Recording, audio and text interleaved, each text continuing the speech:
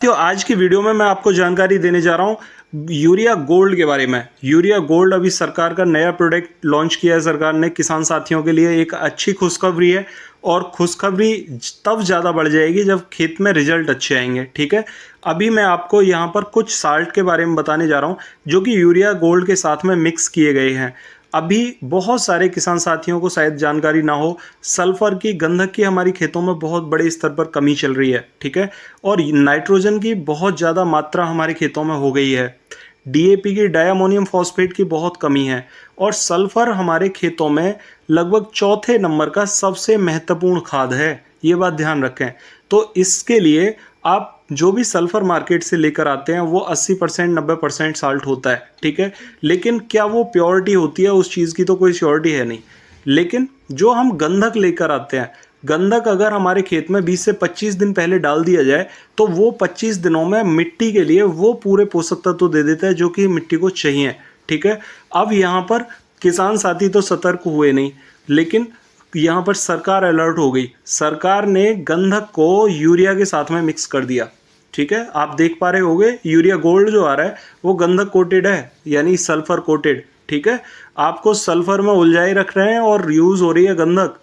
ठीक है, pure salt गंधक ही तो है जिसे हम सल्फर के नाम से यूज़ करते हैं। इंग्लिश में सल्फर बोलते हैं, हिंदी में गंधक बोलते हैं, बस इतना फ़र्क है।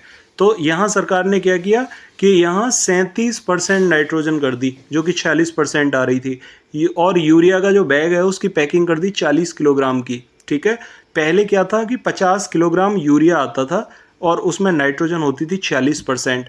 उसको नीम कोटेड कर दिया, 5 किलोग्राम उसकी क्वांटिटी कम कर दी, वजन कम कर दिया, 45 किलोग्राम का आने लगा।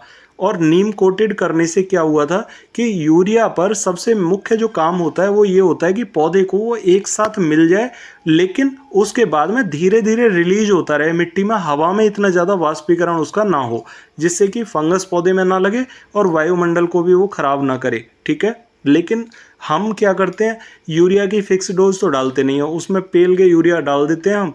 और यूरिया पौधे को कितना मिलता है, मुश्किल से 15 से 20%। जो पौधा कमज़ोर है वो 5 से 10% लेता है, जो थोड़ा स्वस्थ है वो 10 से 15%, और मैक्सिमम 20 से 25% यूरिया को पौधा एब्जॉर्ब कर पाता है, जो कि वयस्क स्वस्थ पौधा होता है बिल्कुल। ठीक है, तो सरकार इस चीज़ पर काम कर रही है, ये काम तो सही है, लेकिन यहाँ पर किसान साथियों को थोड़ा सा जागरूक होने की ज़रूरत है।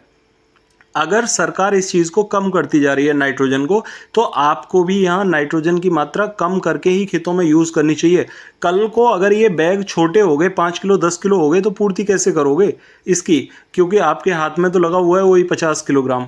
इसीलिए इसे आप भी कम करते चले जाओ। और बहुत अच्छा हुआ है, यहाँ पर लगभग 7 से 7.5 किलोग्राम गंधक मिल रहा है, यानी सल्फर मिल रहा है।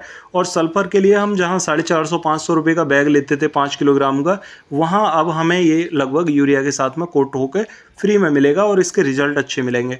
किसान साथियों, इसके साथ में ह्यूमिक एसिड का भी कोट है, बारीक मात्रा है, दिखाई तो देता नहीं है, लेकिन यह कि ह्यूमिक एसिड को इसमें मिक्स किया गया है। उसके काम क्या होंगे, ह्यूमिक एसिड हमारी मिट्टी में पड़े हुए जो नाइट्रोजन के तत्व हैं उन तत्वों को भी अवेलेबल कराने का काम करेगा, यानी मिट्टी में जो पोषक तत्व पड़े हुए हैं उन्हें भी एक्टिवेट करेगा और वो पौधों को मिलेंगे। ठीक है, ये बहुत ज़बरदस्त काम होगा, पौधे की जड़ों का विकास अच्छा होगा। और सबसे मुख्य काम जो होगा वो ये होगा कि यूरिया जब हम लगाएंगे अब, तो वो 2 से 3 पानी के साथ में धीरे धीरे रिलीज होगा, मिट्टी को मिलेगा, वाष्पीकरण यूरिया का कम होगा क्योंकि ये गंधक के साथ में कोटेड है। और साथियों, लेकिन क्वालिटी पर पता चलेगा कि ये क्या काम कर रहा है क्या नहीं कर रहा है। तब तक हम और आप बस इंतज़ार कर सकते हैं कि मार्केट में जल्दी से आए और हम यूज़ करके इसके रिज़ल्ट देखें कि कैसे आ रहे हैं। ठीक है, आशा करता हूँ आपको यह जानकारी ठीक लगी होगी। फिर भी कोई क्वेरी हो तो कमेंट में पूछना, और अगर चैनल पर नए आए हैं तो चैनल को सब्सक्राइब ज़रूर कर लें ताकि नई वीडियो का नोटिफिकेशन आपको भी सबसे पहले मिल सके।